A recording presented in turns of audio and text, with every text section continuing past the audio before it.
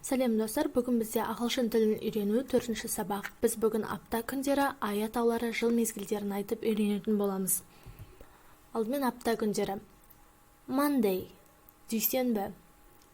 Tuesday, сейсенбі. Wednesday, сәрсенбі. Thursday, бейсенбі. Friday, жұма. Saturday, сенбі. Sunday, жексенбі. Енді өздеріңіз қайталап көріңіздер. Мысал, on Friday I want to go to gym. Жұма күні жаттығу залына барғым келеді. On Monday evening, немесе on Monday morning, яғни дүйсенбі күні кешке немесе таңертең. Бұл жерде on сөзі бізде орысша айтқанда предлогтың қызметін атқарып тұр. Келесі айлар: January, қаңтар. February, ақпан. March, наурыз. April, сәуір. May, мамыр. June, маусым. July, шілде.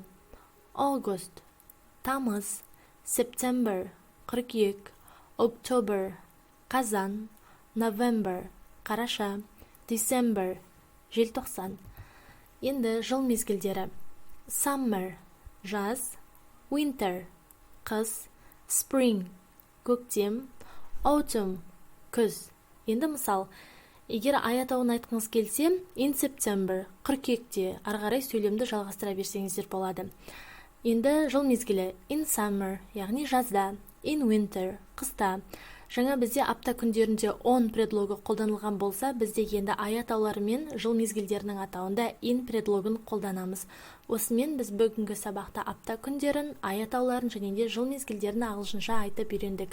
Бірнеше рет қайталап жаттығып көрсеңіздер болады. Назарларыңызға рахмет.